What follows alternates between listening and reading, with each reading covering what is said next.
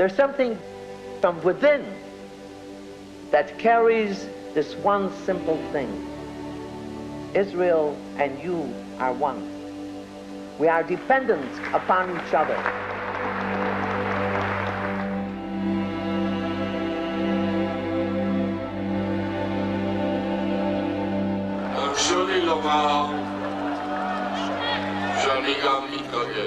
We have the land of Israel under our feet, and we believe in our future and build it for our children and children's children.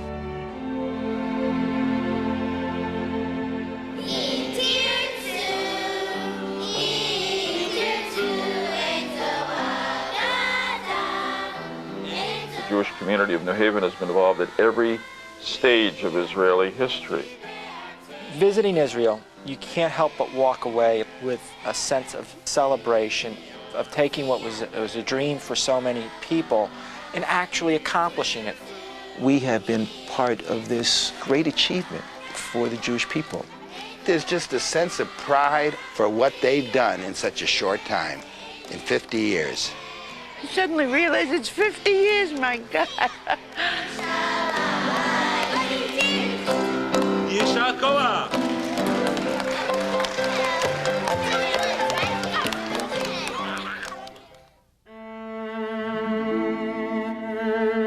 I was not aware of what was happening in Europe until I was 14 or 15 years old and saw the newsreels of the skeletons of people being released from Hitler's death camps.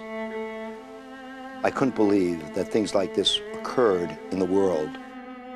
The thing that is most poignant to me, and it is my memory the strongest, was the day that my company, the troops under my command, took a camp, and I could think of nothing else to do, but we dug a ditch and poured the dead bodies in and put earth over them. And that horrible memory has lasted through the rest of my lifetime.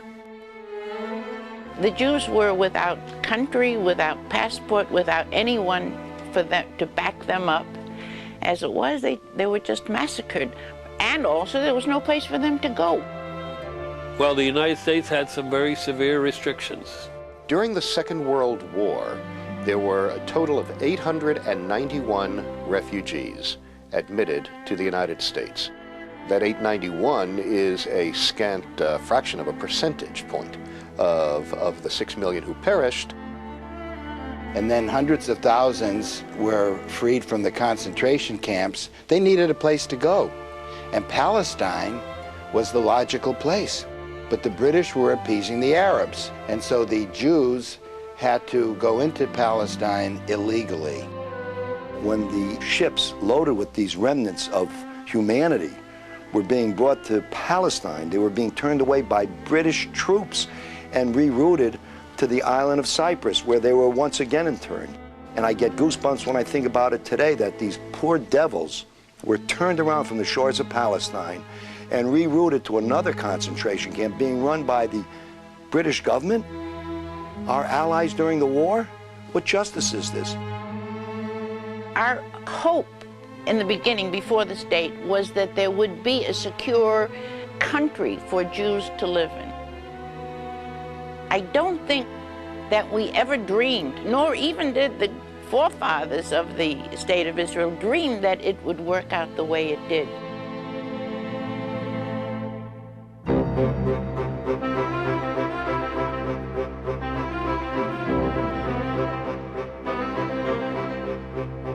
The World Zionist Congress met in 1898, and Theodor Herzl said at this big convention of Zionist leaders from all over the world, he said, in 50 years, there will be a Jewish state in Palestine. And almost to the day, in 1948, 50 years later, there was a Jewish state in Palestine.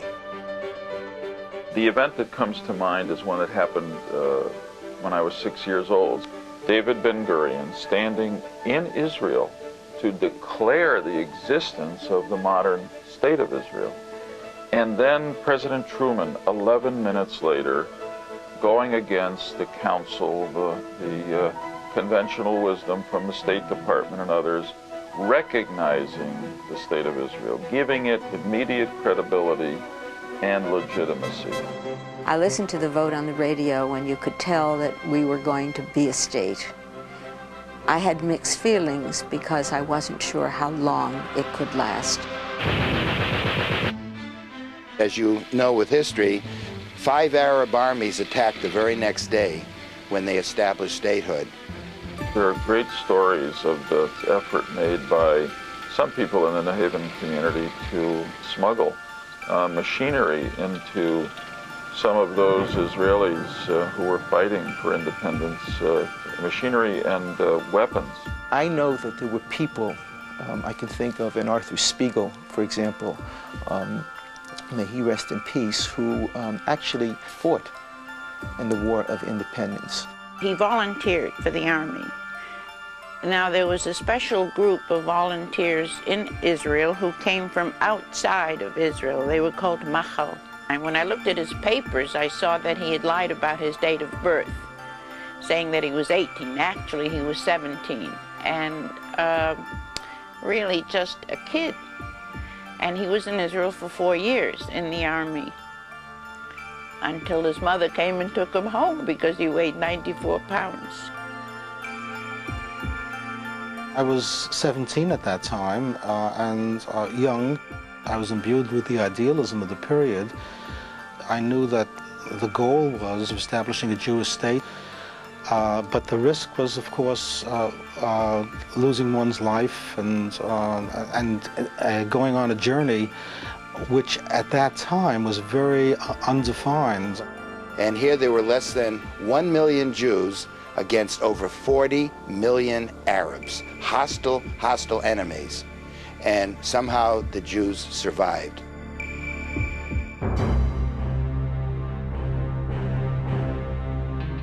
Something was going to happen. It was inevitable that it probably was going to be a war.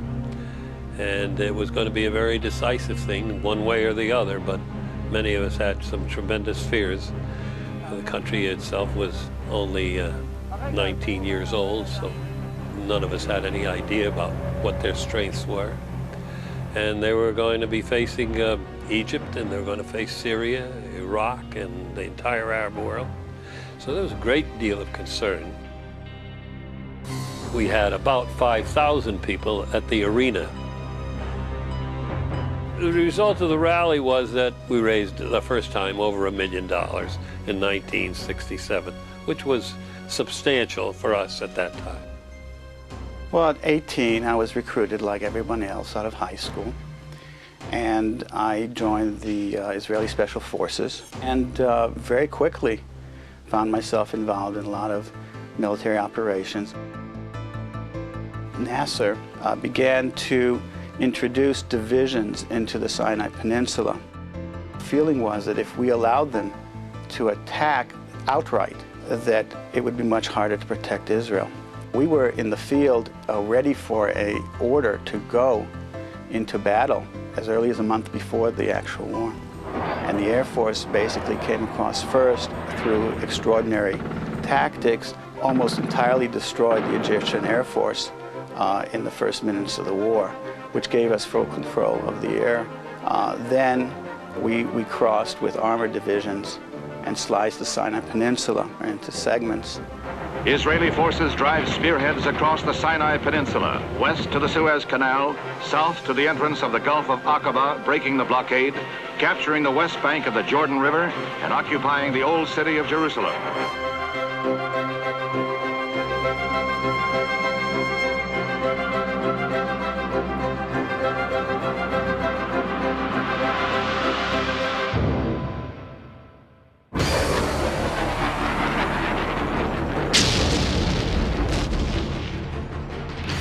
Everyone in America woke up one morning to the news that a major war had broken out in the Middle East. Israel was taken completely by surprise. It was the day of Yom Kippur. It later became known as the Yom Kippur War. It was a day of vast holiness. Most of the army reservists were home. The country was at its very weakest on its most religious day. All the surrounding Arab countries attacked Israel. And we in America thought for sure that Israel was doomed. We staged a rally for people of all denominations who came to the arena, and this rally was in support of Israel and was also a fundraiser. Stuart Grodd made a very emotional, I'll never forget it as long as I live, a very emotional speech about the importance of the state of Israel. And it was truly an outpouring. We in the New Haven area in 1973 raised $850,000. Every single penny was delivered within 14 days from the time the war started. And they turned around the tide of battle, and within the next 3 or 4 days, they had all of the Arab countries on the run, and they regained all of their positions. 73 showed us that things do happen. Therefore, we just have to be ever more prepared. There's no such thing as losing this war. You'd lose Israel, you lose everything. What I took away from these experiences was a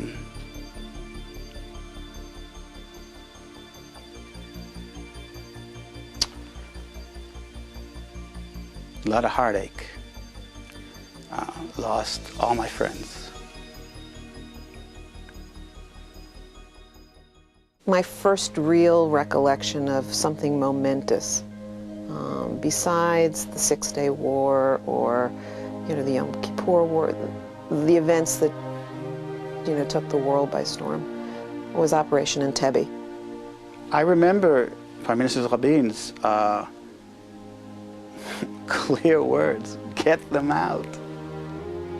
And we didn't know very much about what we could or couldn't do. We didn't have very much information at all. But within 24, 48 hours, the effort and the energy and the success that was rallied was unbelievable. Well, I just knew that at the time that there was a chance that they would mount some kind of mission. But more than that, I didn't know until the shock of reading the New York Times the day after the raid and finding out that the only soldier killed was my cousin.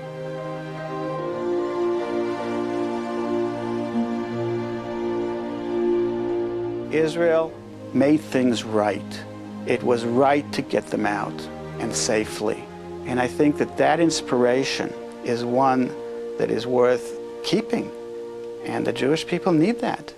And they have to realize that, and they can't be complacent. And I fought for that for 15 years. And I'd do it again at a heartbeat.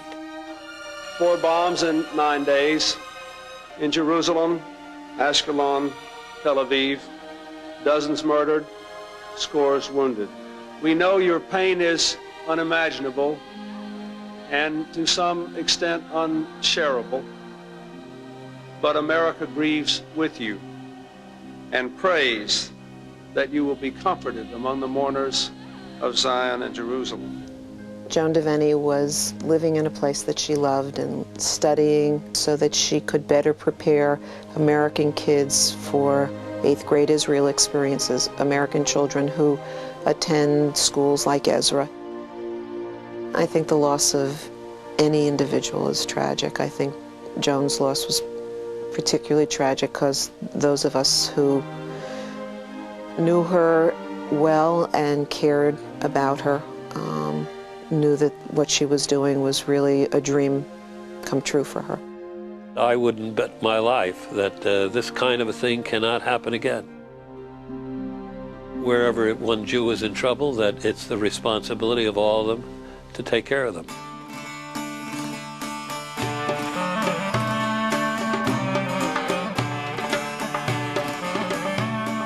New Haven has been very active in terms of the rescue of Jewish populations in danger around the world. My husband's uncle, Max Lapidus, was in the judge advocate's office during the Nuremberg trials. The government of Israel borrowed him from the United States Army, and he was in charge, which was very secret at the time, he was in charge of Operation Magic Carpet, which brought the Yemenite Jews into Israel. The Yemenites were not the least bit afraid of getting onto an airplane which they had never seen before. They were cargo planes, and they sat on the floor and they wanted to build a fire to cook their food. But they were not worried about being on a plane because they'd been told they'd be saved on the wings of an eagle. Here under the communists, these people could not practice their religion. These people were persecuted. So there was almost a campaign on to try to pressure the Russian government to release the Jews. Well, it was a year before they allowed Jews to leave Russia and the Soviet Union that we marched on Washington. We paraded up and down. We decided that we were going to find a way to get into the embassy. And somehow or other a door opened and we walked in there, and they of course stopped us, but we saw the ambassador walking up the stairs, so we addressed him and told him to, in our own way, let our people go, and then they bounced us out of there. But it was effective for us to do it, and we got our message there. When it came to the time when we had the opportunity to get large numbers of Jews out of the former Soviet Union, this community raised an enormous amount of money to make it happen. If you could have been there in Russia, in Moscow, and seen the people standing in line trying to get their visas to get out, and they stood in line for days on end, and they gave up so much while they were waiting to get out, you know how important it was. The Ethiopian government wouldn't let any Jews out. In fact, wouldn't let anybody out much. It wasn't only Jews. But it was such a terrible government, I think they didn't want people to talk about it. That also was the time, of course, that the Civil War was going on there, so that their lives were in danger all the time. The Marxist government of Ethiopia was at that time being gradually overcome by the rebel forces, and as its control was shrinking, the government of Israel had been looking for a window of opportunity, however small, to bring people out of Ethiopia. I was one of 3 people who received a call asking if we could raise $35 million to, it was ransom money, and could we raise $35 million within a week to save these 14,100 Jews? And of course, before the sentence was finished, I said yes. And in what was the space of a few hours, they brought in planes El Al, and they painted over the markings and took out all the seats and all the furnishings on the aircraft and just crammed the aircraft with wall-to-wall people and made round-trip flights back and forth from Israel to Ethiopia. And when Israel was able to pull off a miraculous rescue, there were people from this community that were at the airport greeting the new Israelis as they came off the airplane. And then this community really stood up to raise the money to pay for that rescue. So it's very characteristic of the role and relationship we've had.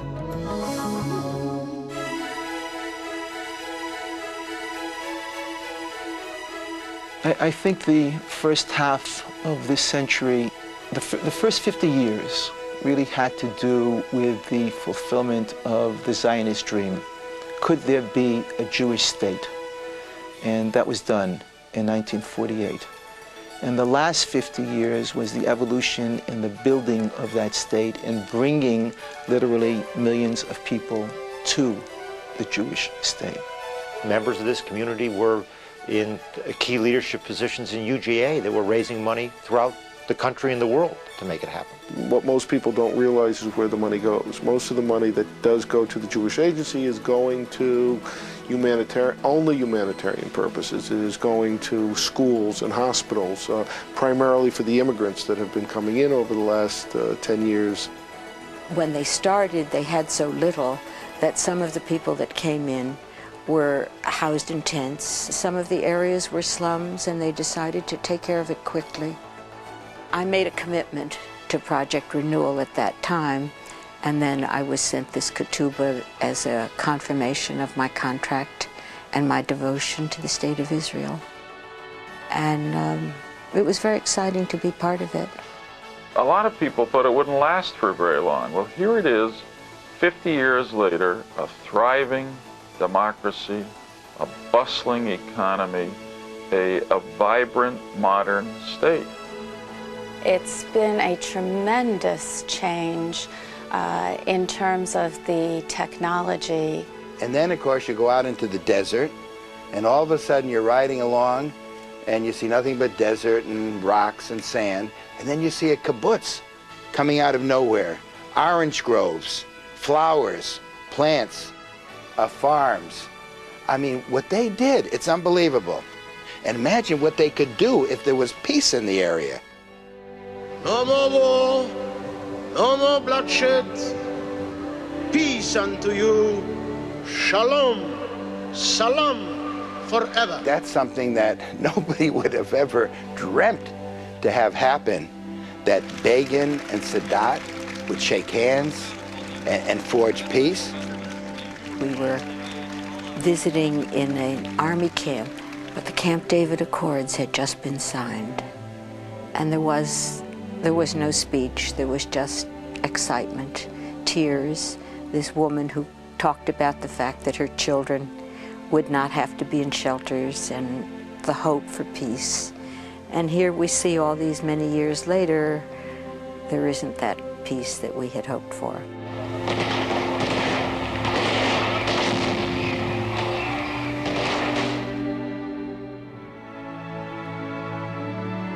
He was a great man, Rabin. Took a lot of guts, what he did to sit down with Arafat, to bring about some peaceful gestures between the two of them, even the scene of shaking hands on the lawn of the White House.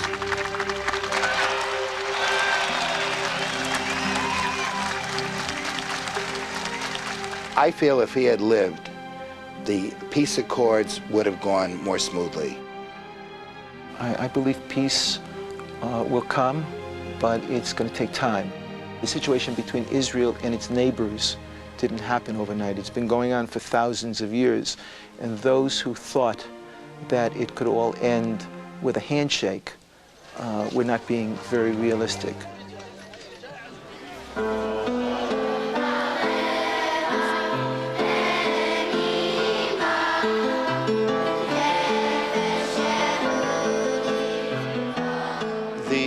Hope for the future is precisely that. You know, Israel's national anthem, Hatikva, means the hope.